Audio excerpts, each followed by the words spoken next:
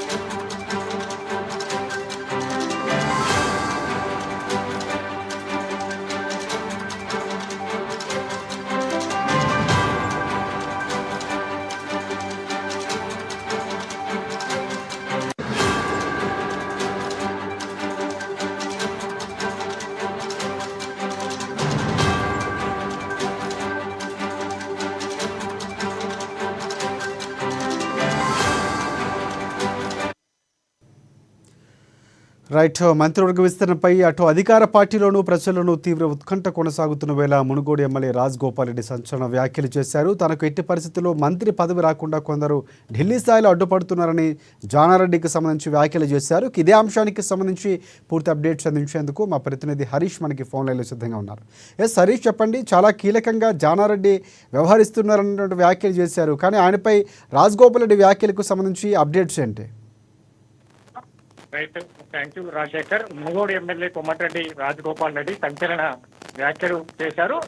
Party senior నేత జానారెడ్డి ఉద్దేశిస్తూ కూడా ఆయన సంచలన వ్యాఖ్యలు చేయడం జరిగింది. ప్రధానంగా మంత్రివర్గ విస్తరణకు సంబంధించి కావచ్చు, ఢిల్లీకి సంబంధించి కూడా జానారెడ్డి ఒక లేఖ రాయడం జరిగింది. ఒక లేఖకు సంబంధించి ఉద్దేశిస్తూ ఈ రోజు రాజగోపాల్ రెడ్డి చౌటుప్పల్లో కార్యక్రమంలో సంబంధించి కూడా వేదిక పైన నుంచి ఇలాంటి వ్యాఖ్యలు చేయడం జరిగింది. ప్రధానంగా ఆయనకు సంబంధించి కూడా మంత్రి పదవి వస్తుందని ఆశిస్తున్న నేపథ్యంలో తనకు ఎట్టి పరిస్థితుల్లోనూ మంత్రి పదవి రాకుండా కొంతమంది ఢిల్లీ స్థాయిలో కుట్రలకు తెరలేపారన్నారు. మంత్రి పదవికి సంబంధించి కూడా తనకు ఏదైతే అధిష్టానం హామీ ఇచ్చింది, హామీలో భాగంగా మంత్రి పదవి వస్తున్న నేపథ్యంలో ఇట్లాంటి ఢిల్లీ స్థాయిలో కుట్రలు తనపైన చేస్తున్నారు. సీనియర్ నేత జానారెడ్డిని ఉద్దేశిస్తూ కూడా ఆయన వ్యాఖ్యలు చేయడం జరిగింది. సీనియర్ జానారెడ్డి సంబంధించి కూడా ఆయన ధృతరాష్ట్రుడి పాత్ర పోషిస్తున్నారు.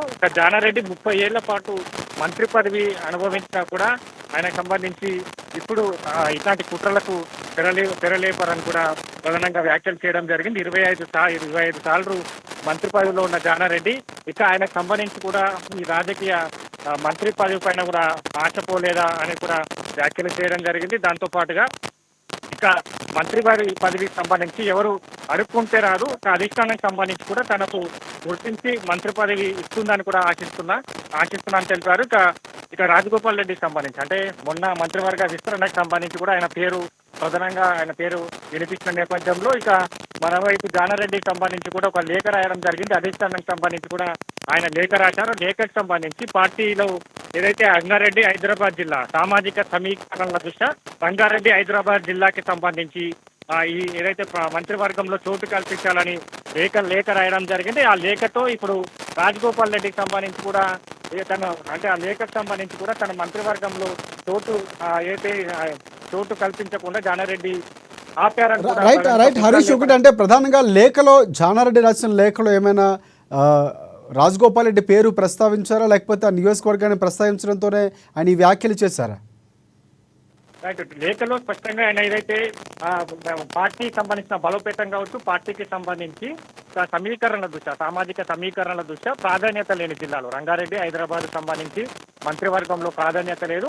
అట్లాంటి జిల్లాలకు సంబంధించి కూడా మంత్రివర్గంలో చోటు కల్పించాలని కోరడం జరిగింది. అయితే ఇకవైపు రంగారెడ్డి ఆయన ఏదైతే హైదరాబాద్ జిల్లాకు సంబంధించి కూడా రెడ్డి సామాజిక వర్గానికి సంబంధించి ఇక రంగారెడ్డిలో ఏదైతే సంబంధించిన ఎమ్మెల్యే రామ్ రెడ్డి ఎమ్మెల్యేగా కొనసాగుతున్నారు రంగారెడ్డికి సంబంధించి మల్రెడ్డి రంగారెడ్డి, హైదరాబాద్ కి సంబంధించి అంటే ఈ ఒకవేళ మల్రెడ్డి రంగారెడ్డికి ఎమ్మెల్యే మంత్రివర్గంలో చోటు కల్పిస్తే రెడ్డి సామాజిక వర్గానికి సంబంధించి తనకు పదవి దక్కుతుందా లేదా అనే క్వశ్చన్ మార్కులు రాజగోపాల్ రెడ్డి ఇట్లాంటి వ్యాఖ్యలు చేసినట్టుగా తెలుస్తా ఉన్నది. కాబట్టి ఇక లేఖనికి సంబంధించి కూడా స్పష్టంగా జానారెడ్డి పేర్కొన్న లేఖలో మాత్రం రాజగోపాల్ రెడ్డి ఉద్దేశిస్తూ ఆ లేఖను కూడా రాయలేదు. అధిష్టానానికి సంబంధించి కూడా ప్రాధాన్యత లేని జిల్లాలకే ఏదైతే ప్రాధాన్యత కల్పించాలి. ఇక మొత్తంగా ఈ అంశం పైన కూడా ఇప్పుడు పార్టీ ఎలాంటి నిర్ణయం తీసుకుంది, రాజగోపాల్ రెడ్డి వ్యాఖ్యల పట్ల అంటే సొంత పార్టీలో ఆయన కొనసాగుతున్నారు, ఎమ్మెల్యేగా కొనసాగుతున్నారు, ఇక ప్రభుత్వ కార్యక్రమానికి సంబంధించి కూడా అటెండ్ అవ్వడం జరిగింది. అదే వేదికగా అదే నల్గొండ జిల్లాకు సంబంధించి ఇట్లాంటి సీనియర్ నేత పైన కూడా ఆయన ఉద్దేశిస్తూ వ్యాఖ్యలు చేయడం జరిగింది. కాబట్టి ఇక పార్టీకి సంబంధించి వ్యాఖ్యల పైన ఎలాంటి నిర్ణయం తీసుకునే పైన కూడా స్పష్టత రావాల్సింది. Rajasekhar, thanks for updates Harish. 20 ఏళ్ళు 30 ఏళ్ళు మంత్రి పదవి అనిపించారు. ఇప్పుడు వచ్చి గుర్తొచ్చింది రంగారెడ్డి హైదరాబాద్. ఏ మంత్రి పార్లమెంట్ సభ్యుని గెలిపించారు? చాలా మంది మంత్రులు తెలంగాణలో పార్లమెంట్ కు ఇన్ఛార్జ్ పెట్టిన మంత్రి, కానీ భువనగిరి పార్లమెంట్ కు మంత్రి ఇన్ఛార్జ్ రాలే, ఒక ఎమ్మెల్యేగా ఇన్ఛార్జ్ పెట్టింది కాంగ్రెస్.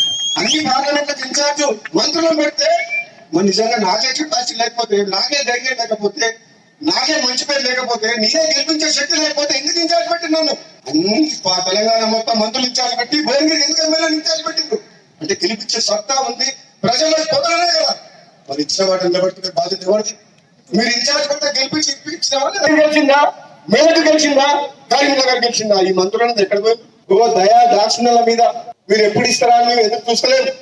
నిజంగా పార్టీ బతకాలంటే, ప్రభుత్వం మంచి పేరు తేవాలంటే, నిజాయితీగా సమర్థవంతంగా ప్రజల కోసం, పార్టీ కోసం ప్రభుత్వం మంచి పేరు తీసుకొచ్చే వ్యక్తులకే ఇవ్వాలి అని చెప్పి అంటున్నాం. ఈ పైరవికారులను పక్కన పెట్టాలి. కాంగ్రెస్ పార్టీ ఇంకా బలంగా కావాలి. ఒక యువకుల్ని ప్రోత్సహించాలి.